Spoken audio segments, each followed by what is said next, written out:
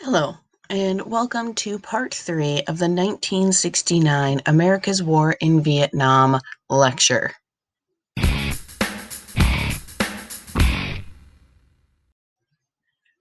So we left off after covering Hamburger Hill, and America is at a low point in certain ways, but 1969 also gives a great achievement for the United States. The Apollo 11, carrying 3 United States astronauts, landed on the moon on June 20th, 1969.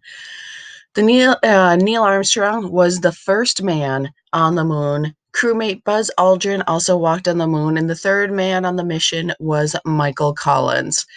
After that, 6 lunar landings are going to follow.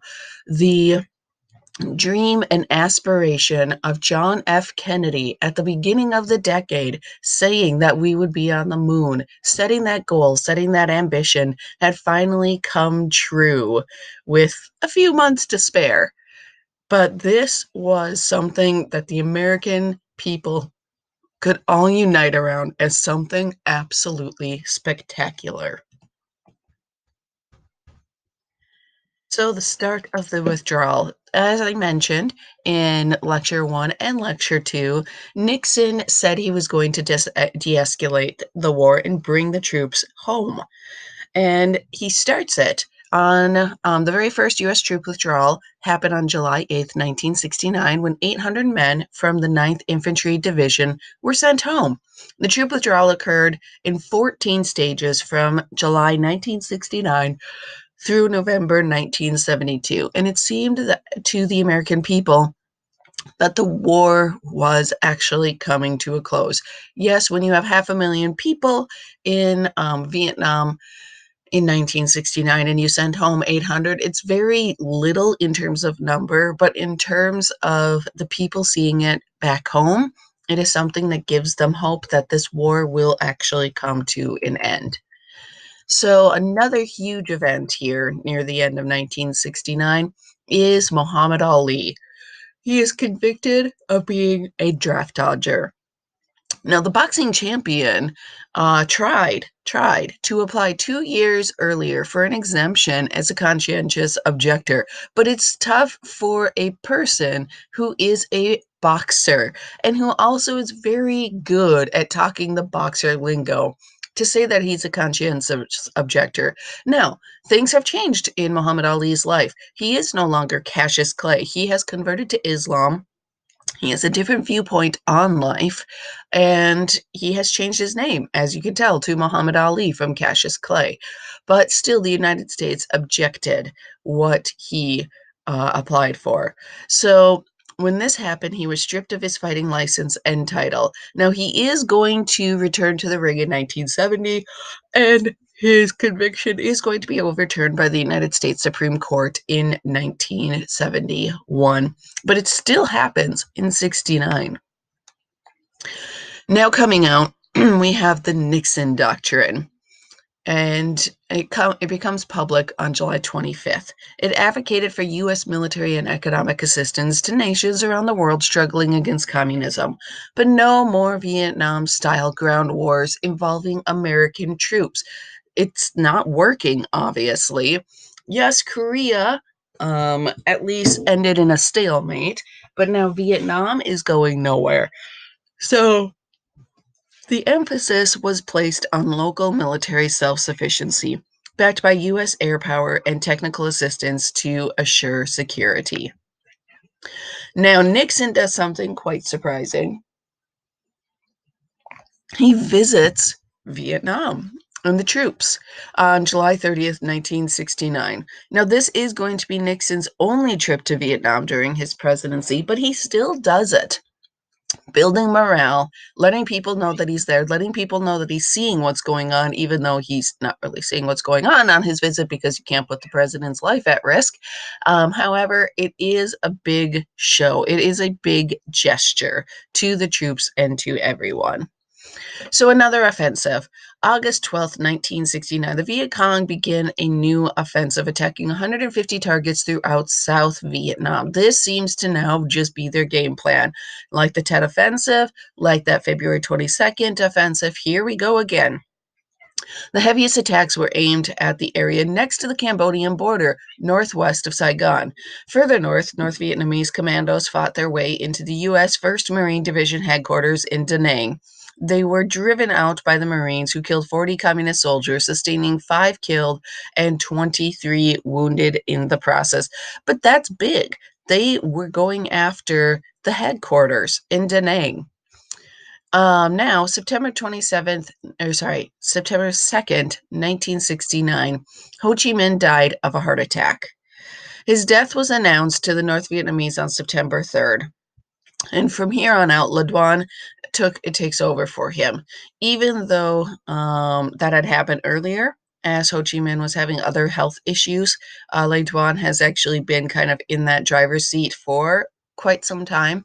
But now the nation of North Vietnam is all mourning because of the death of Ho Chi Minh. It is a huge thing in the North to have their person who is guaranteeing their freedom and who helped get their freedom in the North to now die. And he is also the figurehead of this war. He is the person that people are, in a way, fighting for when they're going from the North down into the South to fight.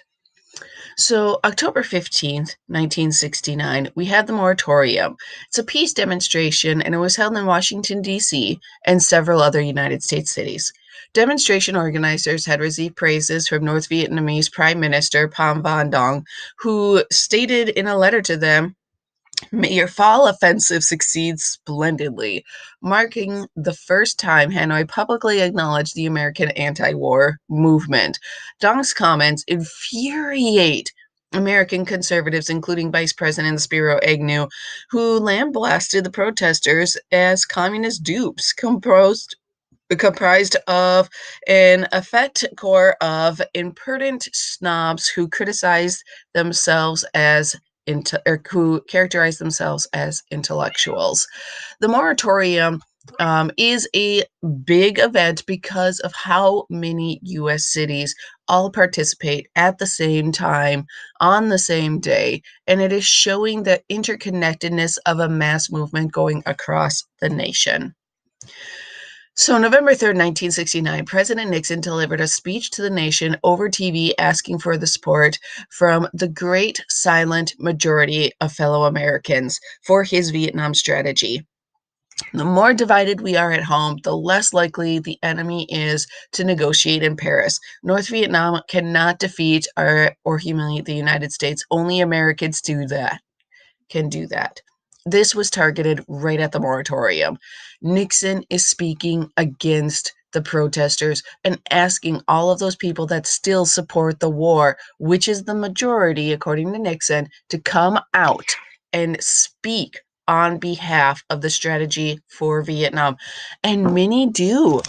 They go out to the streets, and you have some confrontation with people yelling at people. You have the protesters and the counter protesters now showing up. So, protest in D.C. November 15th, 1 month after the moratorium, 1969, the mobilization peace demonstrations drew an estimated 250,000 in Washington for the largest anti-war protest in U.S. history. Another mass demonstration was held on the same day in San Francisco. Around 500,000 people joined in, but a group of radicals broke off and then fought with police as they threw bottles and burned flags, and it kind of ruined the entire protest because that is what got on TV. Yes, there is one other moment in this protest that did get on TV. It's when you have people that have come back from Vietnam and they have won medals for what they have done in Vietnam, and they take those medals and they throw them back to the government. They throw them at the government buildings, saying they don't want them anymore. That is a huge moving impact to have the soldiers who fought, risked their lives, came home with injuries that are going to be bothering them for the rest of their lives, going and throwing their medals back at the government. So the draft lottery. December 1st, 1969, the first draft lottery since World War II was held in New York City. Each day of the year is randomly assigned a number from 1 through 365. Those with birthdays on days that wind up with low numbers would likely be drafted. Some question if they should then join the military before they were drafted or if they should head up for Canada, while others waited to see if their low number would actually be drafted. But many people did not want to just be drafted and given a job in the military. And they kind of were like, if I have a low number and I most likely will be drafted, I'm at least going to sign up for what I'm doing, and then maybe I'm not going to see direct combat. If I sign up for the Navy, then maybe I'm just going to spend some time on a boat somewhere on an island somewhere, or, maybe just in San Francisco and never see battle itself. So, December 20th, 1969, frustrated Henry Cabot Lodge quit his post as chief U.S. negotiator at the Paris peace talks. By the year's end, America's fighting strength in Vietnam was reduced by 115,000 men. 40,024 Americans now had been killed in Vietnam. Over the next few years, the South Vietnamese army will be boosted to over 500,000 men in accordance with Vietnamization of the war, and in which they will take over fighting for the Americans. So they are building up while the U.S. is de escalating and taking down. So, this has been the lecture on 1969. If you have any questions or comments, please leave them below. Thank you very much.